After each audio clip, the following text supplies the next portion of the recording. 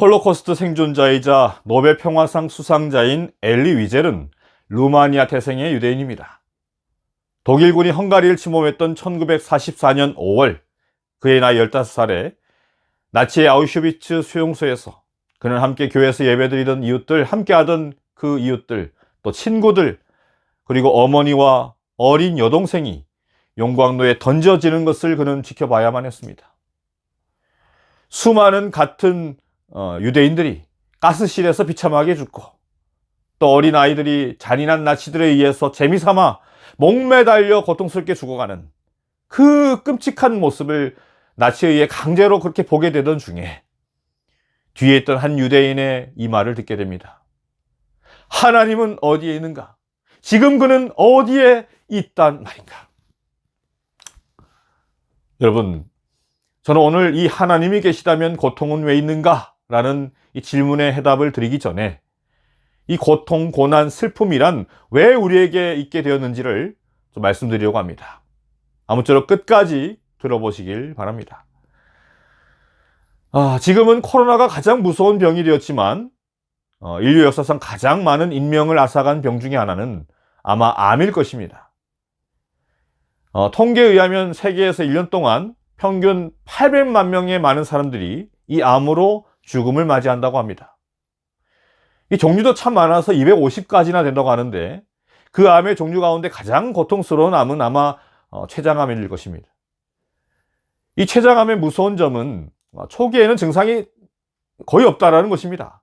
증상이 전혀 없다가, 아무렇지도 않다가 어느 날 갑자기 체중이 줄고 또 식욕이 없고 배가 조금 슬슬 아파지고 하니까 이제 병원에 갔는데 췌장암 판결을 받는 것입니다.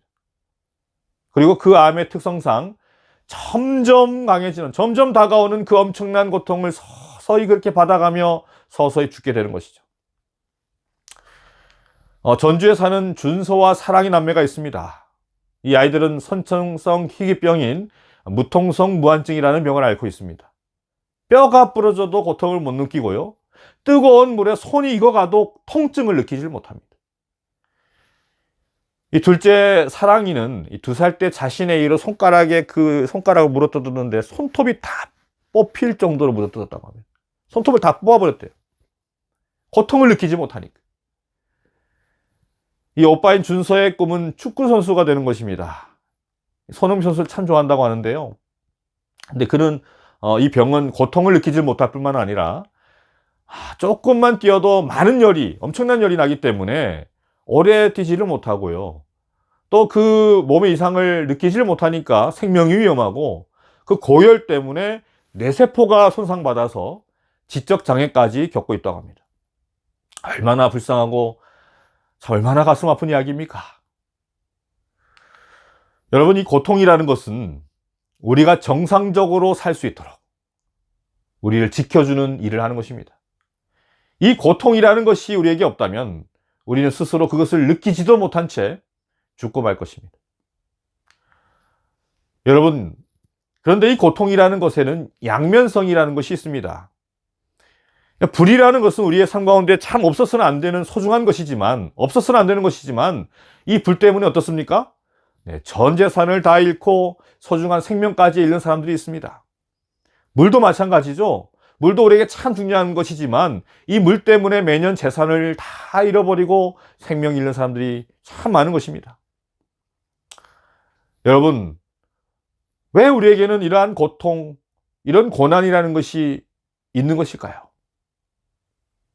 하나님께서 일부러 우리에게 고통과 고난을 주시는 것일까요? 아니, 그분이 이 고통과 고난을 만들어내신 그 고통과 고난의 장본인이신 것일까요? 그래서 하나님께 순종하면 그분이 복 주시고 불순종하면 벌 주시는 것일까요? 여러분, 그렇지 않습니다. 이 모든 고통과 고난, 아픔은 태초의 사람인 아담과 하와가 했던 그 선택, 진정한 자유를 주시는 하나님이 아니라 눈앞의 쾌락, 만족감, 일시적인 어떤 충족을 주는 그 사탄을 선택함으로 주어진 것입니다. 우리는 이것을 잘 알고 있어야 합니다. 그래서 성경에서 말하는 우리의 삶이란, 우리의 목적은 진정한 자유로 가느냐, 아니면 일시적인 만족, 쾌락, 충족으로 가느냐의 선택인 것입니다. 사실 사람들은 복받고 또 고통 없는 삶을 살기 위해서 하나님을 믿는 사람들이 참 많습니다.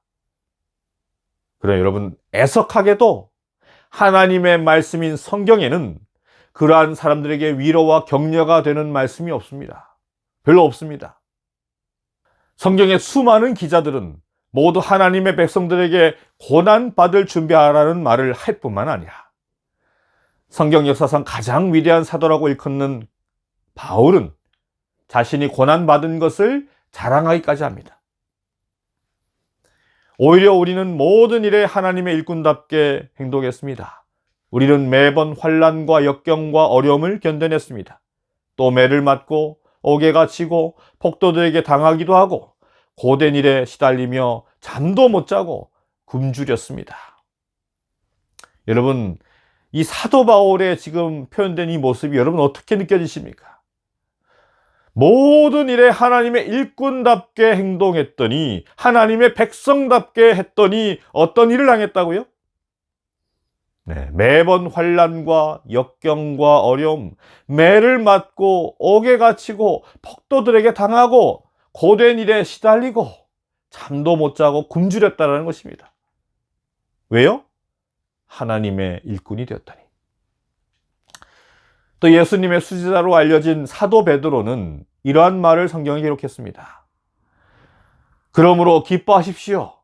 눈앞에 있는 여러 가지 어려움으로 인하여 지금 당장은 힘들고 괴롭겠지만 이 시험들은 여러분의 믿음이 얼마나 강하고 순수한지 알아보기 위한 것일 뿐입니다.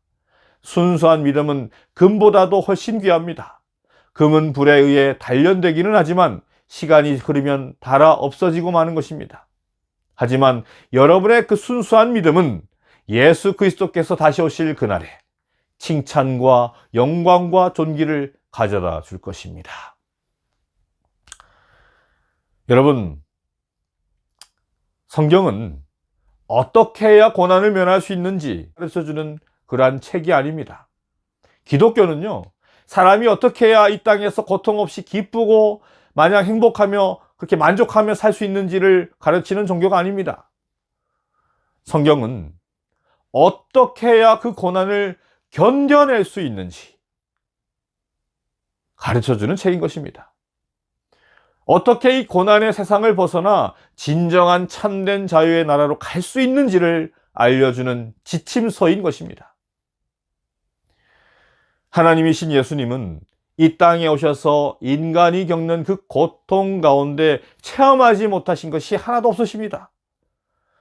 그분은 배고프셨고 아프셨고 목마르셨고 외로우셨고 또 멸시받아 조롱받으셨습니다. 그리고 저주받으심으로 십자가에 돌아가셨습니다. 그래서 하나님이신 그분이 그 고통을 다 아시기 때문에 우리와 함께 고통받고 우리와 함께 아파하시는 것입니다. 여러분, 기독교의 믿음은 바로 이 십자가 위에 기초한 것입니다. 그 예수님의 고통과 고난은 기독교 신앙의 초석인 것이죠. 십자가 없이는 예수님을 결코 따를 수 없는 것입니다. 여러분, 십자가는 하나님께서 우리의 그 고통과 고난을 다 이해하신다라는 표식입니다. 십자가는요, 하나님께서 우리의 그 아픔과 슬픔을 다 아시고 우리를 위로하신다, 함께 하신다라는 증표입니다. 우리는 결코 홀로 버려짐을 당하지 않았습니다. 아무쪼록 그분의 그 십자가를 의지하심으로 예수 그리스도께서 다시 오실 그날에 칭찬과 영광과 존귀를 얻게 되시는 우리 모두 여러분 되길 바라면서 이 말씀을 마치도록 하겠습니다.